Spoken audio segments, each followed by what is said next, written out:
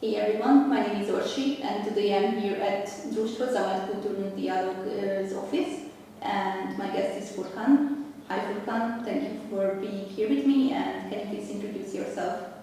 Sure. Hi everyone and thank you Ursha for having me in your interview. My name is Furkan Guner. I come from Turkey and I live in Slovenia for the last 12 years. I was a volunteer of the organization first and then became an official representative, and at the moment I also work for the project coordination for EU projects and local projects of our association. That sounds really good. So how did you get acquainted with the organization and can you maybe tell us a little bit of the story of the organization?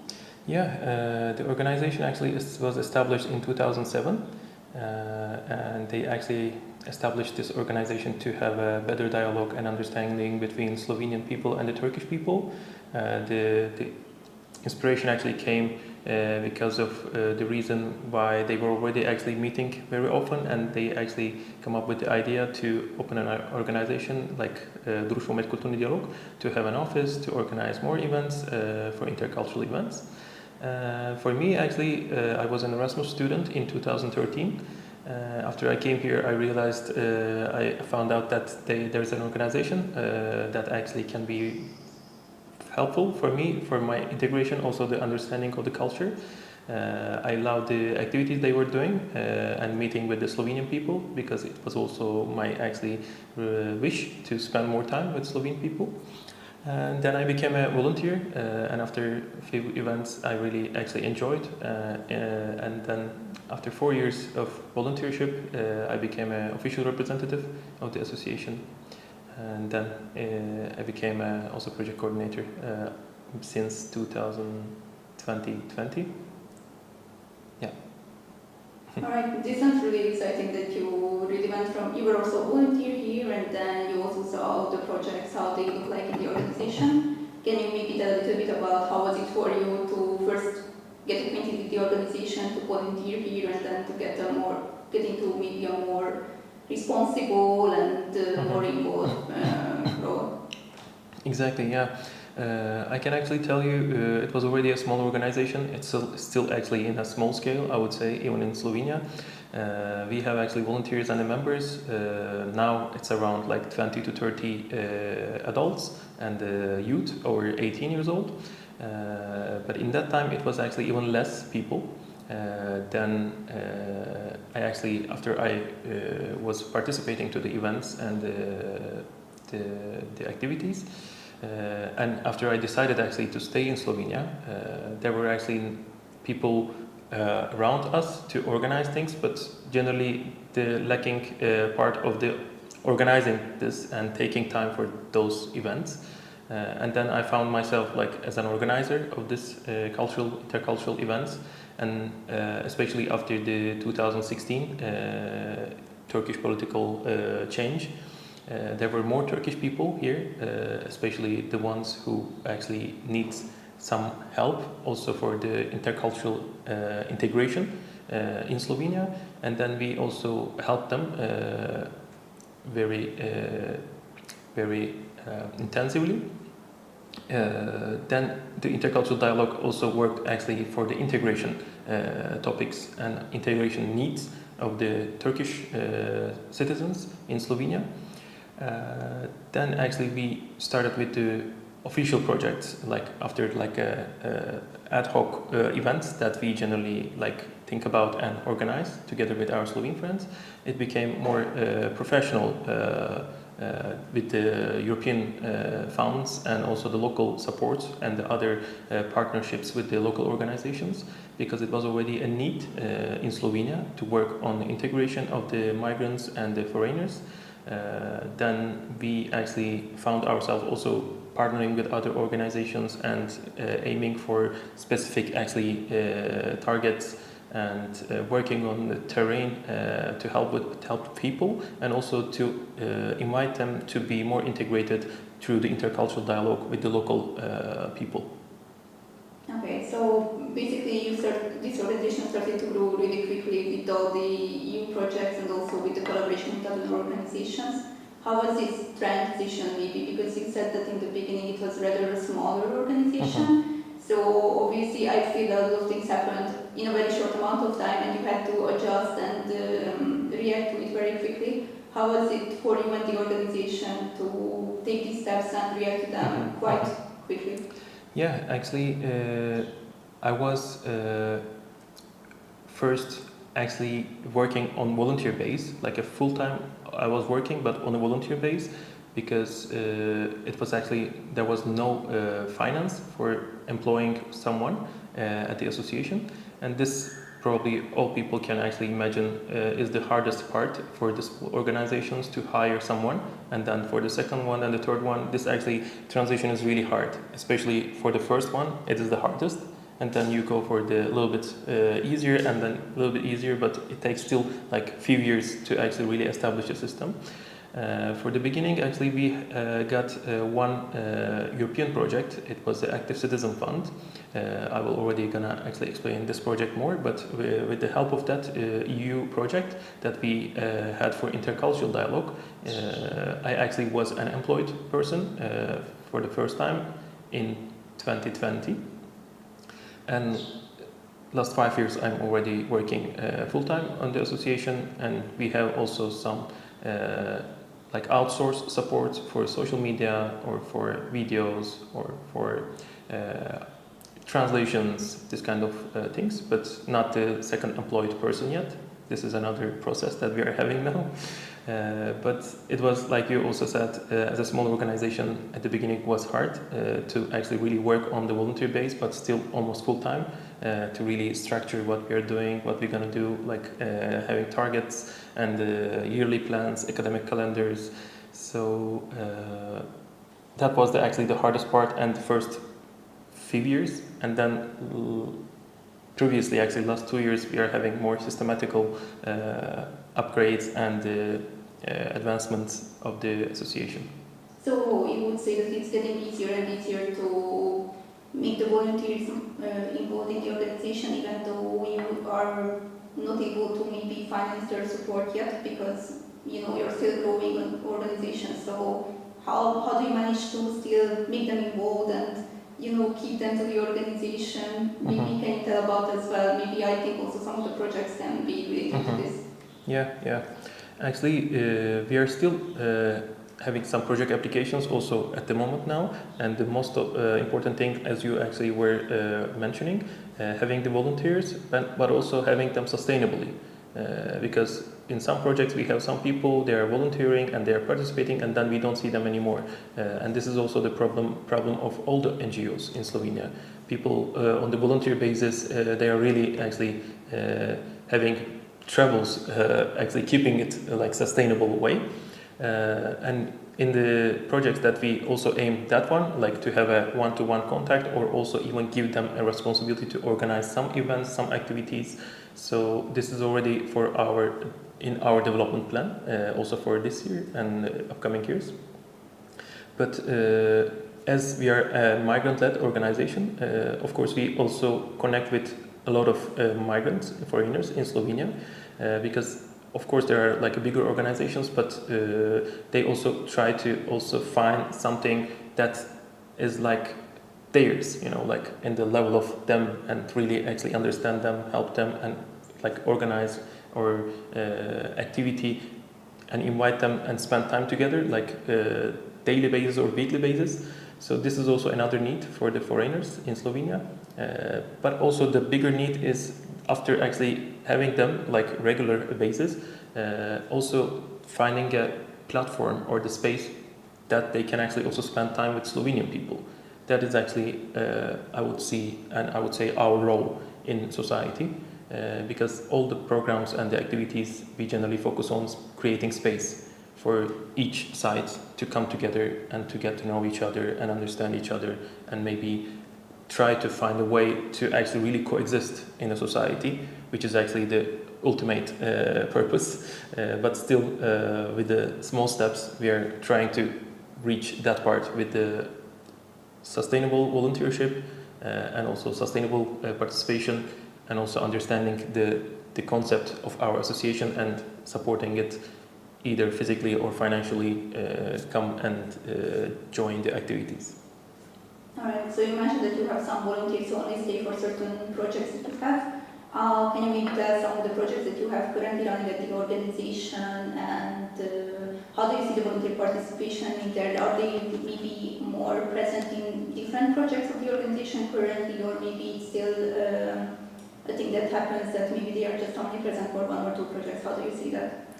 Actually, our regular members and volunteers, let's say I already mentioned like 20 to 30 people, they are actually interested in all of our activities, and mostly they are from Turkey, because we actually see them weekly basis, but the other volunteers and the participants, they're generally, as you said, coming to one project, and after the project finished or the activities finished, they're not joining anymore. And for them, actually, the activities actually we try to offer is generally with the local people. For example, first of all, actually before the local activities, we have a Slovenian speaking club at our association to have the foreigner population here, to give them an opportunity to speak the Slovene language with the help of the instructor, Slovenian instructor. So they actually have the first contact and touch with one Slovene person, like showing them a way and telling them about culture and the characteristic of the people and the international or national days of Slovenia, and how the Slovenia is, like all the general things, and what they can actually do in the car repair shop, or I don't know, at the school for their kids, or at the posta. There are a lot of topics that we are actually working and giving them like a role play to actually imagining themselves. This is actually the first step, that we actually have the foreign population at the association. And secondly, we have integration projects, like I was mentioning. In the project, generally there are like workshops or the seminars about the rights of the foreigners and the responsibility of the foreigners, and how to actually apply for the citizenship, how to apply for the family reunification, or the workshops about their needs. Sometimes we also map the needs of the foreign population in Slovenia, and with that needs we also have the online or offline petitions. Sometimes we also visit the ministry. Sometimes we visit the mall, the municipality of Ljubljana, actually to tell them about these needs, and maybe somehow like find a cooperation or collaboration with them to work on these needs. But except from that, also higher level projects and participations of the migrants.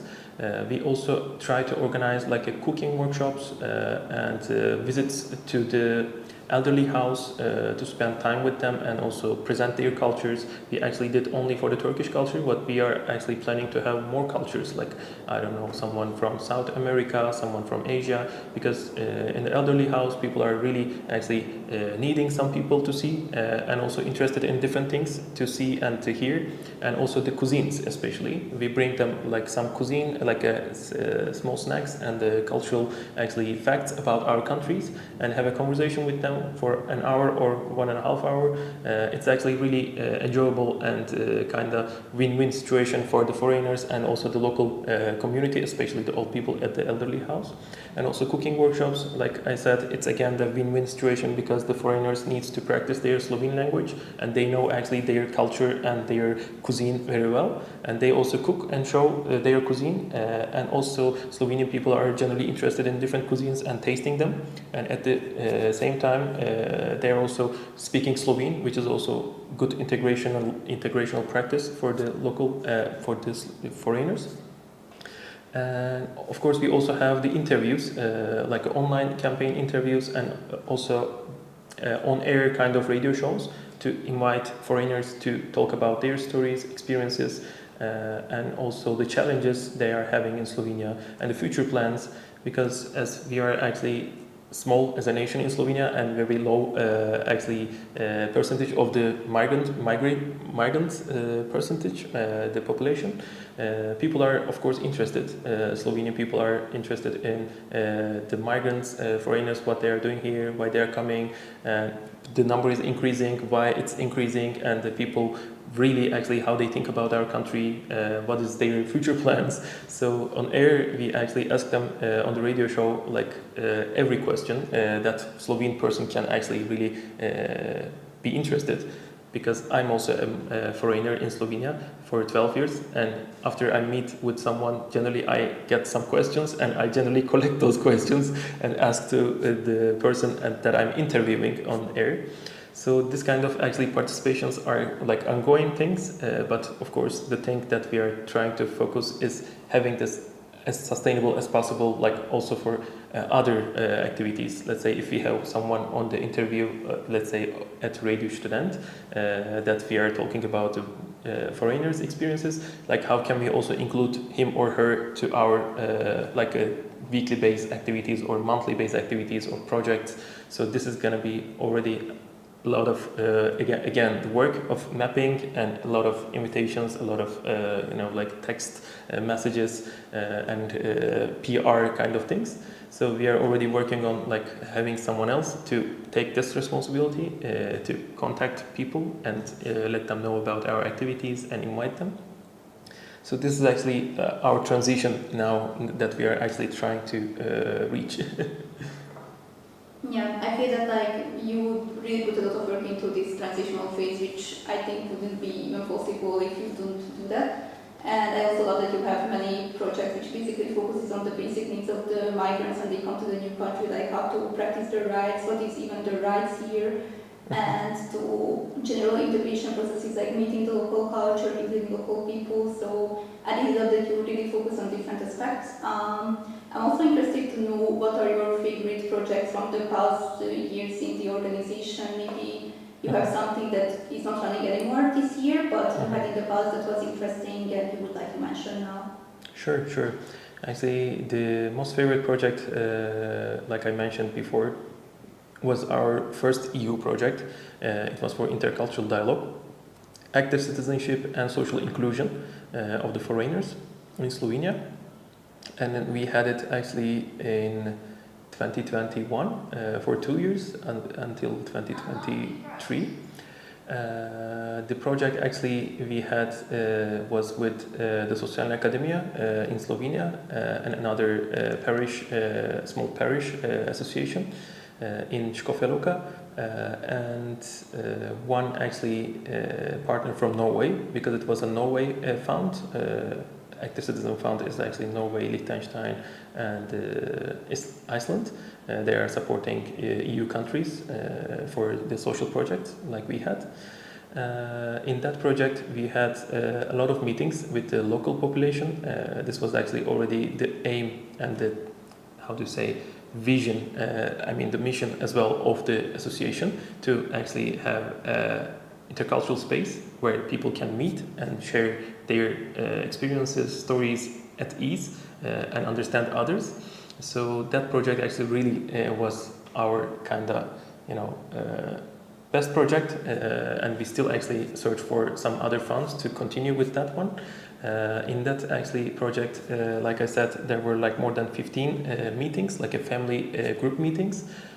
On those actually meetings, we talked a lot about our culture, our history, our religions, our daily habits. So actually, we kind of introduced ourselves to each other very well. Like after that 10-15 meetings, everyone actually knew a lot about each other, and we were having a lot of jokes, a lot of actually interesting, deeper questions. So the dialogue actually in that way actually becoming a sustainable, because actually after having that much dialogue with someone on the regular basis, let's say once a month, kind of, in 2 years we had like more than 24 months, and maybe around 20 meetings, and people are of course feeling much better, more comfortable like with that person, even if they are from different religion, different culture, different language, but it was actually a really nice feeling actually having that comfort with someone from Slovenia, from especially the Turkish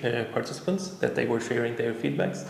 And we actually visited also the church and to understand, actually see how they actually really pray, and also a lot of details about their religion. Then we actually organized 2 family camps that we were participating in different cities, one in Celje, one in Murska Sobota. And the camps were actually for altogether 8 days, like 8 days in 2 summers.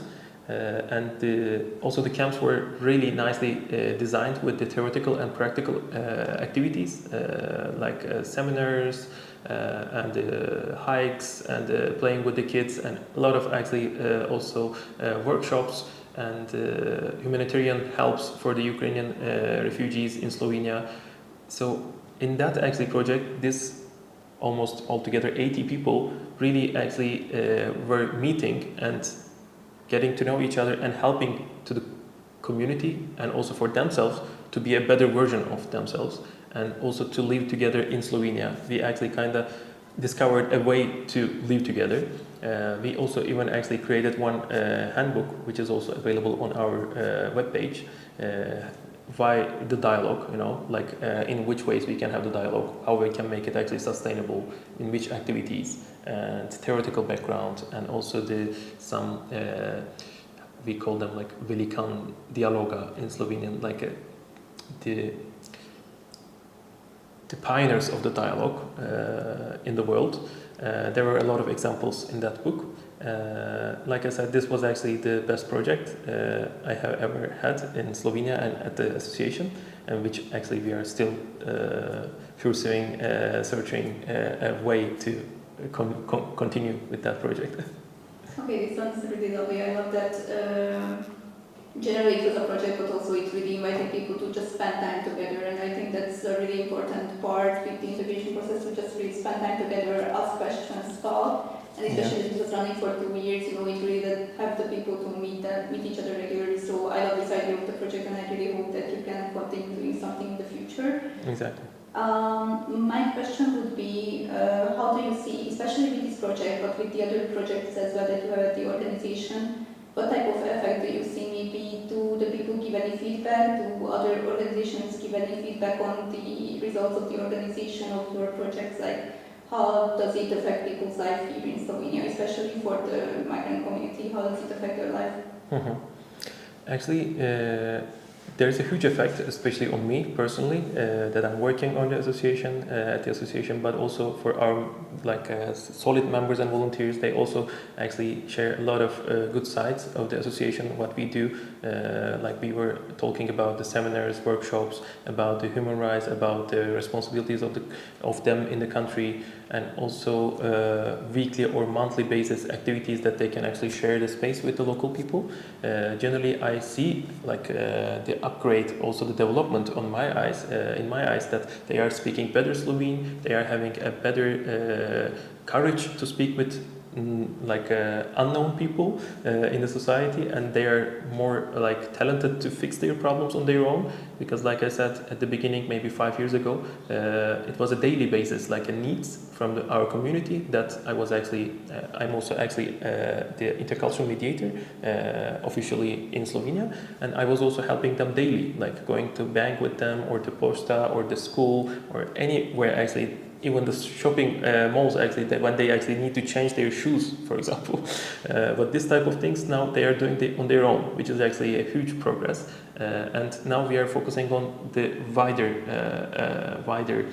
population of the foreigners with that Slovenian speaking clubs, and letting them also do their own things, fixing their own problems in society without actually having any help, external help, and feeling actually at ease at the country where they are living. Because without doing this type of things on your own, you never actually feel really included, or really that you are living in a country that you like. It's generally like a everyday trouble that you have problems, but you don't know anyone actually who can actually help you, or anyone who can actually call and invite to fix that problem, which is actually really an everyday thing for more than 80-90% of the foreigner population in Slovenia, especially from the third world countries. Maybe not the Bosnians and the Croatians, Serbians, as they were having the Serbo-Croatian language, and Slovene people actually understand them a bit. But for the third world countries, it's over 90%. They have daily needs.